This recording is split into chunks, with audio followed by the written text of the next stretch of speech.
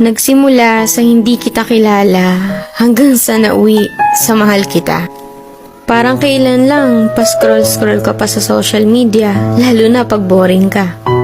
Yung tipong tamang like at shared post lang pinagkakalibangan mo.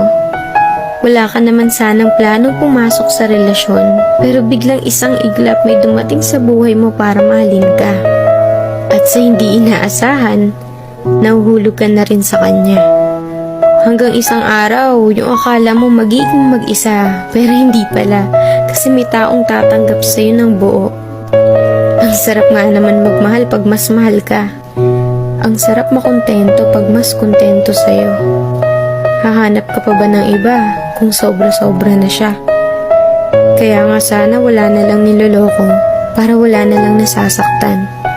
Sana mapadpad kayo sa taong kayang pakalmahin puso nyo at hindi kayo bitawan sa mga panahong magulo na.